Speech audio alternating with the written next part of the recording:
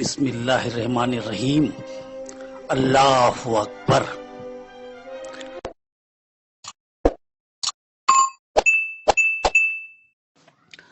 سن 1191 میں محمد غوری کی ترائن کی پہلی جنگ میں شکست کے بعد قطب الدین ایبک بے ہوشی کی حالت میں محمد غوری کو اپنے گھوڑے پر لے کر وہ غزنی پہنچے۔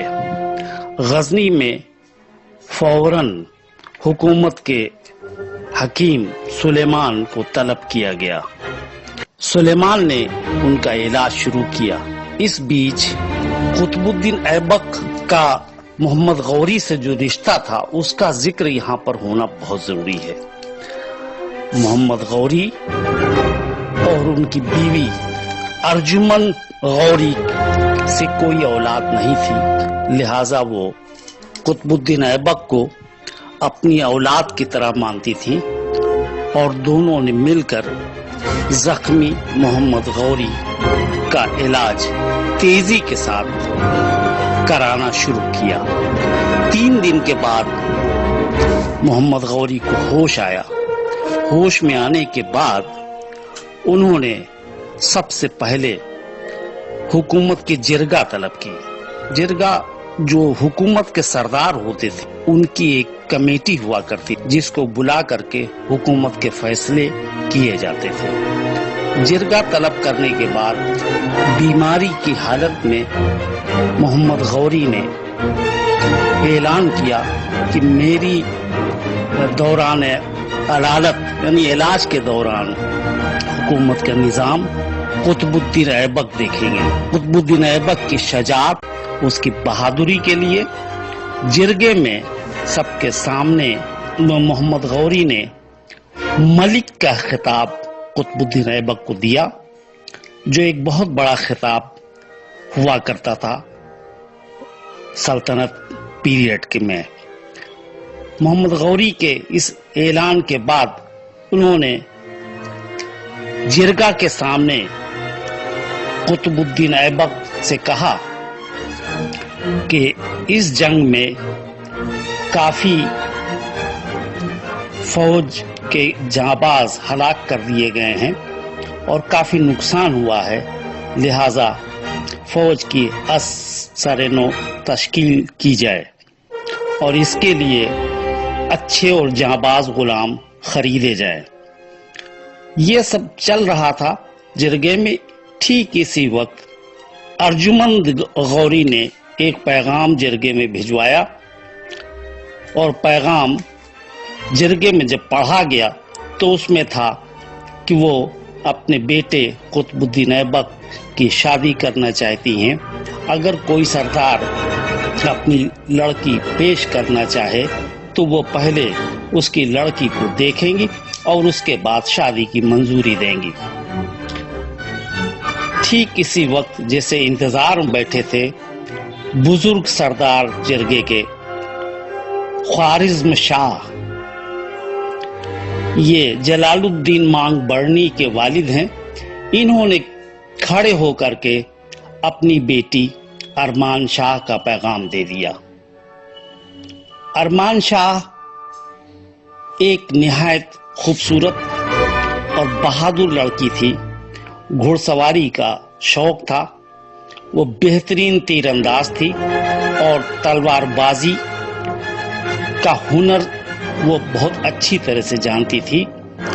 ارجمن غوری نے خوارزم شاہ کے محل میں جا کر ارمان شاہ کو دیکھا اور اس کو دیکھ کر انہوں نے پسند کیا اور ٹھیک 2 مہینے کے اندر محمد غوری کے قلعے میں قطب ایبک کی شادی کی تقریبات کو انجام دے دیا گیا۔ اس دوران قطب الدین ایبک نے 2000 نئے غلام خرید لیے تھے اور جنہیں تلوار بازی، تیر اندازی اور گھڑ سواری کی تعلیم دی جا رہی تھی۔ 3 مہینے کے بعد میں جب محمد غوری اپنے علاج سے کچھ ٹھیک ہوئے تو انہوں نے سب سے پہلے جا کر نئی تعلیم جو جوانوں کی چل رہی تھی اس کا جائزہ لیا، اور جائزہ لینے کے بعد وہیں پر اعلان کیا کہ ہم انتظار نہیں کریں گے، اور ٹھیک 6 مہینے کے بعد میں ہمیں ترائن پر پرتھوی راج چوہان پر دوسرا بڑا حملہ کرنا ہے اور اسے فتح کرنا ہے۔ محمد غوری نے قطب الدین ایبک سے دریافت کیا کہ اگر دوبارہ حملہ ہوتا ہے ترائن پر پرتھوی راج چوہان پر تو کیا جے چند مدد کرنے آئے گا؟ قطب الدین ایبک نے کہا حضرت ہم نے جاسوس بھیج کر پوری اطلاع فراہم کر لی ہے، جے چند بہت ناراض ہے، اس کی بیٹی سنیوگتا سے اس کی اجازت کے بغیر پرتھوی راج چوہان نے شادی کر لیا ہے، لہذا جے چند مدد کرنے قطعی نہیں آئے گا۔ اور اس بات پر بہت زیادہ اطمینان ہوا محمد غوری کو کہ اب اس کا حملہ آسان ہو جائے گا۔ قریب 6 مہینے کے بعد محمد غوری کے زخم بھر چکے تھے، حالانکہ ابھی کچھ علاج باقی تھا، لیکن وہ جلد بازی میں تھا۔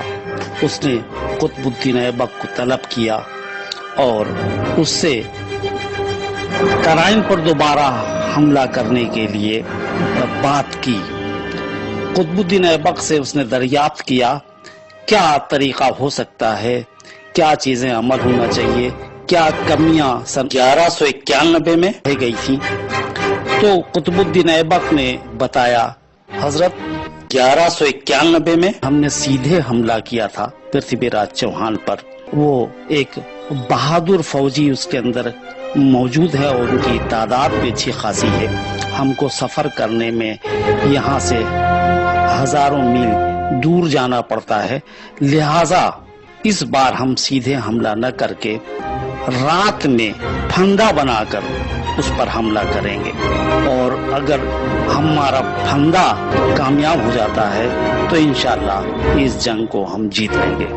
یہ بات سن کر کے محمد غوری کو بہت اچھا لگا اور اس نے فوراً قطب الدین ایبک کو ہدایت دی کہ فوجیوں کو تعلیم دیجیے کہ رات کے وقت وہ کیسے تلوار بازی کریں گے، کیسے گھوڑ سواری کریں گے، کیسے تیر اندازی کریں گے، اور اس کی تعلیم 1 مہینے تک دی جائے اور اس کے بعد حملے کی تیاری کی جائے۔ لہذا 1 مہینہ اور گزارا گیا، رات میں تعلیم دی گئی، اور پھر یہ لشکر محمد غوری کا غزنی سے ترائن کے لیے روانہ ہوا۔ ان میں کافی جوش تھا اور انہوں نے آ کر کے اچانک پرتھوی راج چوہان پر رات کے وقت حملہ کر دیا۔ ان کے مدد کے لیے جے چند بھی نہیں آیا، لہذا یہ جنگ قطب الدین ایبک جیت گیا، اور محمد غوری نے قطب الدین ایبک کی وہیں پر تعریف کی، اس کے شجاعت اور بہادری کی تعریف کی، اور اس کے بعد میں یہ پورا علاقہ قطب الدین ایبک کے حوالے کر دیا گیا۔ ہندوستان کو قطب الدین ایبک کے حوالے کر کے وہ غزنی واپس چلا گیا، اور اس طرح سے قطب الدین ایبک کی ہندوستان میں حکومت کی شروعات ہوئی۔